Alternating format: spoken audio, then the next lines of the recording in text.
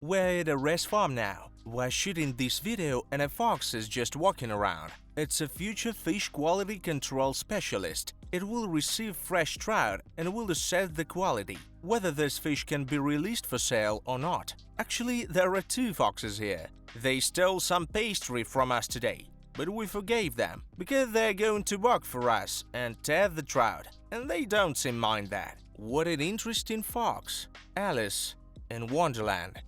And here we go. Hello everybody, my name is Anton Pelcher. I'm an engineer and I've been building fish farms for over 10 years. In this video, I will give you an overview of the installation of a RAS fish farm. I have visited this site specifically for this purpose, and the installation works are taking place right now. Of course, we have asked everyone not to interfere with the filming process, but nevertheless I will show you in detail how these works are developing in general and what equipment is needed. And I will also give you 5 tips, 5 solutions that will save you quite a lot of money when building and installing fish farm. So watch the video to the end, and here we go.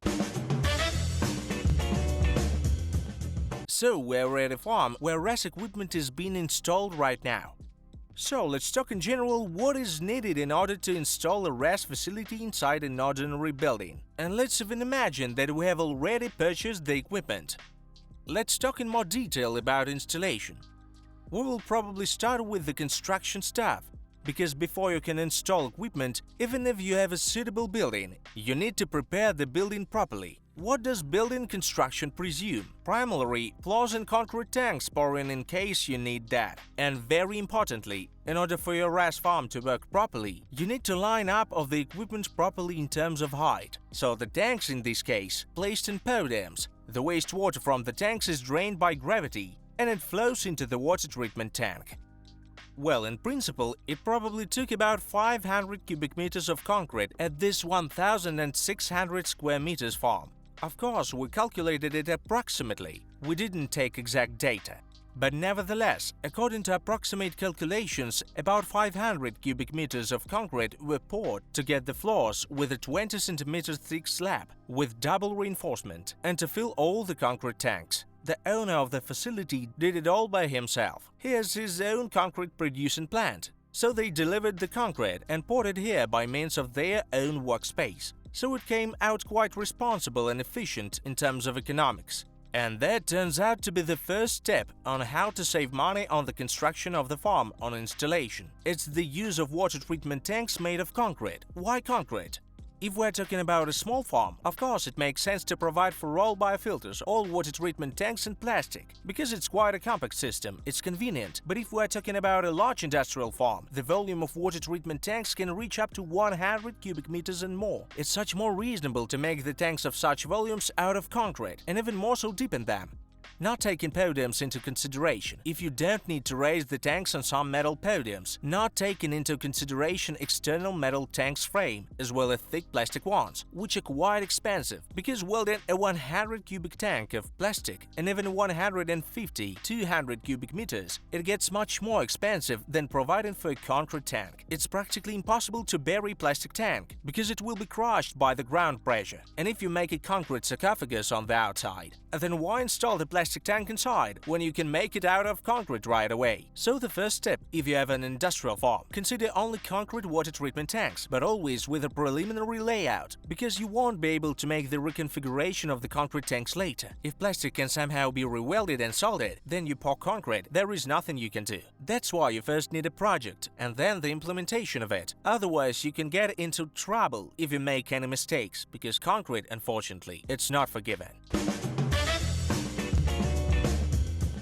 And we move on to installation, as the civil engineering presumes concrete floors, concrete tanks. So let's talk about the installation of the RAS equipment. What do you need to do in general? And let's start with what instrument is needed for the installation. If you presume that you need some very specific instruments, you are probably partly right, but the reality is much simpler than you think. So let me show you basically what you need in terms of equipment to set up a RAS system. We will probably start with one specific piece of equipment, the extruder.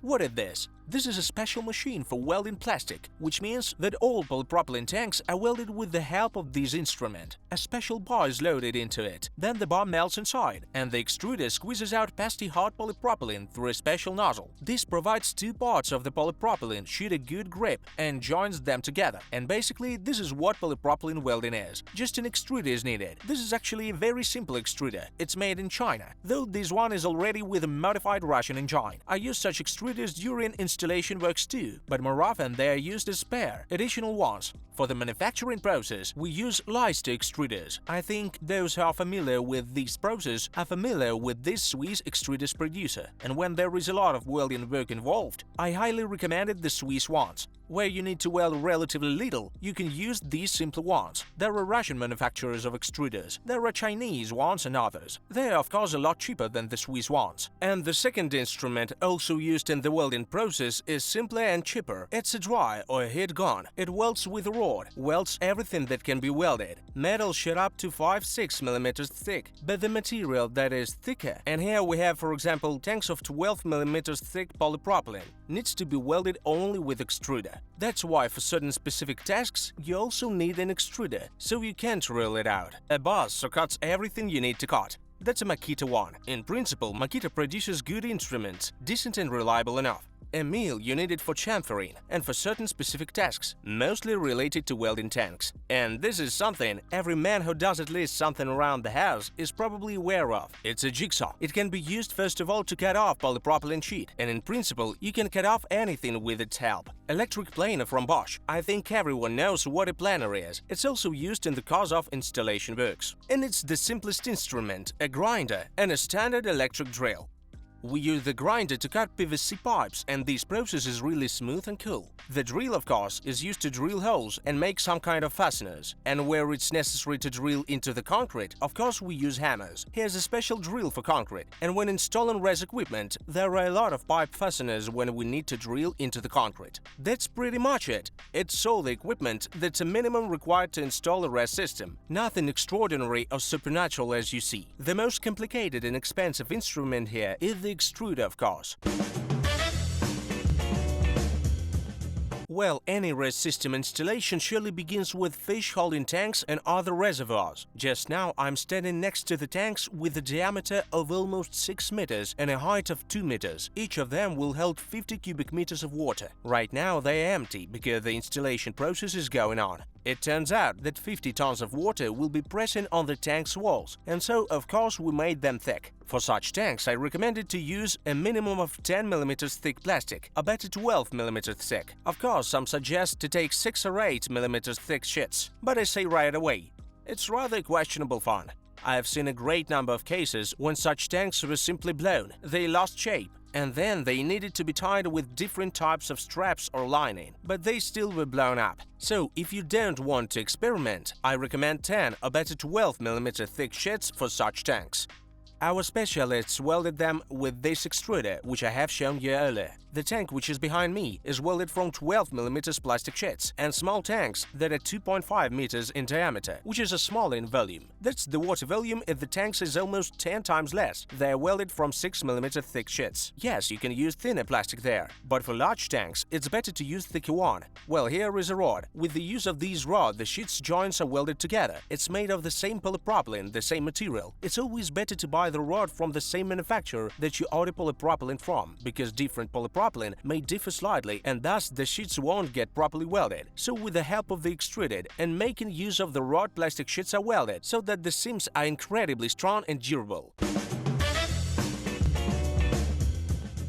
And now we should talk about RAS equipment. In my country, which is Russia, there is largely a stereotype that large-scale industrial farms can only be set up with the use of imported equipment. So now let's take a closer look of what equipment we actually have here. The first equipment unit we're standing next to right now is of course the oxygenator. These two stainless steel oxygenators, which are made in Russia, are manufactured at my company production facility. They work perfectly well, they can withstand any pressure. The question is, why do we need to bring them from abroad? The answer is probably obvious: no reason. But still, many people think that it makes sense to order such equipment units from abroad. Our company also produced the drum filters. The only equipment produced abroad that is installed here are Italian flushing pumps. Next, the media. It was brought from Germany. It's of very high quality and has a high surface area. Some of the pumps are German, and I don't recommend saving money on the pumps. We have installed reliable Vila pumps here. There are 3 pumps per unit. 2 of them are operating and 1 standby. Each has 11 kilowatts capacity and delivers 300 cubic meters of water per hour at a pressure of about 1 bar. It's an excellent indicator, very reliable and good equipment. Degassers. All degassers are made in Russia, as well as the ozone retention columns and other tanks. By the way, the ozone retention columns are made of polyethylene. The tanks are made of polypropylene, as I have already told you. Blowers. This is a joint German-Russian project. Thus, the blowers are, so to say, a mixture, but it's a good blower, which is durable. If anyone is interested in what this particular brand is, I won't advertise now. Please contact me personally. I will tell you, give you a link to the website. Next is the ozonator. We produce our own ozonators. We have learned how to do very long ago, and now we manufacture reliable equipment. pH dosing system. We used ready-made components and assembled a complete system, equipped it with our own automation, and we get a very good reliable unit for pH control with independent, autonomous reagent mixing. Swirl filters are also produced by our company. The heat exchangers are manufactured in Russia. They are not of our production in this case, but they are made in Russia. Vertical incubators for trout are produced in Russia as well. They look like American ones. Visually, they are absolutely the same. Work perfectly, cost cheaper. Oxygen generators are also manufactured in Russia. This is a large industrial generator here. We produce certain capacities, but our company doesn't yet produce generators like this one, but nevertheless, it's made in Russia. And surely control units and automation. The control and automation units are completely of our assembly. That is, of course, we buy sensors, the monitoring systems for oxygen, pH, and carbon dioxide from other suppliers. There are various alternatives of German sensors and Chinese ones, which are many times cheaper. However, the algorithms, the automatic system and its assembly are made by our company, so they are also Russian, and there is no special secret how to make good automatic monitoring and control units. So again, the question is whether you need to buy European. And that's pretty much it. Let's pay another look at the equipment at this particular farm, which are produced abroad: pumps, blowers and media. In principle, with this approach, we can equip any farm of any capacity, as it was done at this farm for 100 tons of trout per year. If we set up a farm of 1,000 or 2,000 tons, there are some tricky aspects. For example, it's advisable to order drum filters of huge capacity and productivity from European suppliers. But nevertheless, the rest of the units are more or less the same. So the number 3 life hack for you,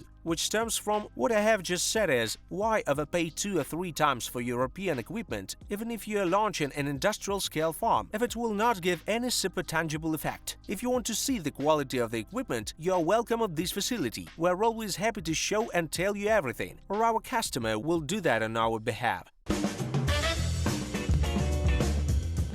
Let's assume that we have selected and installed the equipment. What is the next most important step of the installation process? Of course, it's laying pipelines, and this is the main item of expense, effort and time to install and to interconnect the whole RAS system. It's very simple just to put RAS equipment in place. The question is what to do with it next. And then the most important thing is to bind, connect the units, then connect the electricity, and then launch the whole system.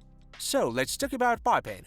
Right now, I'm standing near 2 main manifolds of one of the grow-out departments. The lower one is the drainage pipes, the upper one the feeding pipes. So the lower one has a diameter of 400 mm. It's PVC sewage pipe, which was glued, meaning that its parts are glued together. All the rubber bands were taken out, and it's not connected in the same way as usually pipes are connected when they're part of classic municipal sewage system. It's glued together. Upper pipe is also made of PVC, the same material, but the approach, to be more exact, the technology of such pipes casting is a little bit different. They're used mainly for swimming pools, and they're biting. This is a 315 mm collector. It's small in size return, because water flows by gravity on the bottom of the collector, and then returns back to the system already treated by means of pumps. Only the first system has been launched at this farm, or rather it has already been installed, but it has not been launched yet. And actually here has already laid a kilometer of pipes.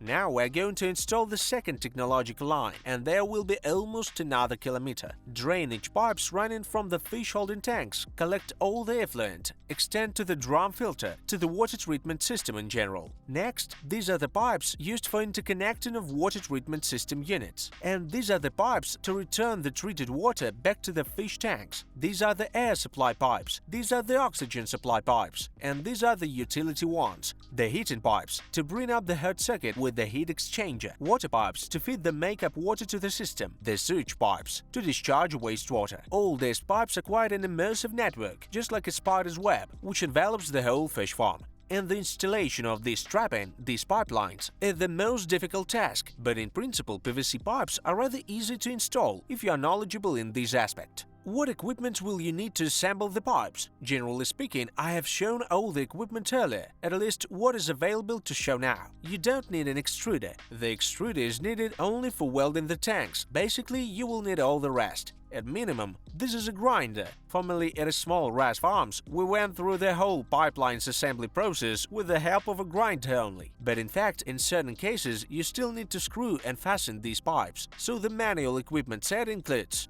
a drill, a perforator, screwdriver if necessary. All of this is certainly needed as a part of the minimum set. Well, let's look at the last step that is indispensable after you assemble the equipment and piping. What's next? The equipment needs to be connected to the power control and automation system. Let's see how this is done here. The final stage of any RAS system installation is the connection of the equipment automatic control system. I'm now showing this on the example of a single switchboard. Imagine we have electricity input to the whole facility. Electric power gets to the input and distribution units in the electrical room, and then the power is distributed to technological modules. We have an incubation and larval department. There is a fry department, there is a grow-out department, which consists of 2 modules. In total, we have 4 control panels like this one.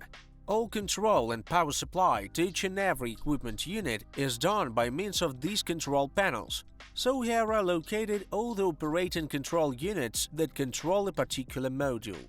In this particular case, the panel is designed for a fry department, including the control of the degasser blower, injectors, I'm just listing what is here, pumps, which can be switched to manual or automatic mode. There are alarm signals in case something suddenly goes wrong with an equipment unit. The signals from the level sensors and monitoring systems are incoming here. A lot of data is collected within this panel. There is a RAS temperature indicator here, and in principle, this panel can be made in any configuration. This is what it looks like from the inside. There are 3 frequency converters that are used for pumps. Automatic starter's microcontroller, which controls the process. Well, and basically the rest of the electrical components. And in general, it's easy enough to bring here the control cables.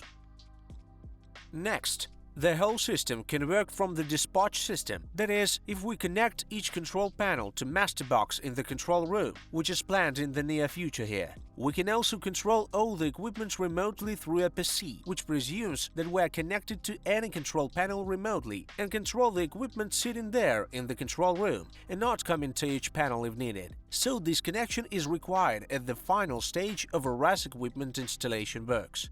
And the next step is commissioning. When we fill the whole system with water, perform hydraulic tests, check the pipes for leakage, turn on all the equipment and run water through the system for a few days. When we understand that all the equipment is operating properly, the final stage is to start the biofilter, meaning that we add reagents and start it. Biofilter is launched from a month to a month and a half. It's important to understand. We not start stocking the system the next day after starting the equipment, but only after the biofilter is proved to be fully operational. I recollect that I have completely forgotten to give you the number 3 tip that we have for pipes. Lay pipes made of simple PVC used for sewage pipes. There is no point in bothering with some expensive material, such as thick HDPE or something else. Normal PVC, non-pressure sewer pipes work fine, but only on the drain from the tanks. Where the pressure pipes are required, PVC sewage pipes are no longer recommended. Well, and the number 4 life hack, relating to the automation system. You can do all the electrical wiring yourself. I'm not talking about setting up the whole automation system, because setting it up should be done by a qualified engineer. But the connection of electricity, laying cables, you can easily do it yourself or with the help local electricians, thus saving money. Basically, what is cabling? You're provided with the documentation where it is indicated that, for example, here a cable is brought from this equipment unit, and here another one. The electrician understands the power, understands the cross-section of cables, and just lays them between the equipment units and the control panel. And then he connects the control panel to electric control room. In general, a fairly simple job which you can save money on. So, today we have talked about the general sequence of RAS equipment installation stages, what equipment and instruments are required for that, as well as about 5 tips that will help you save money when installing RAS equipment. That is, what you can really save on wisely, so that it's not savings on matches, so to say, which will then lead to losses. I hope you found it useful, and if so, please press the like button and subscribe to my channel. This is Anton Pelcher, bye!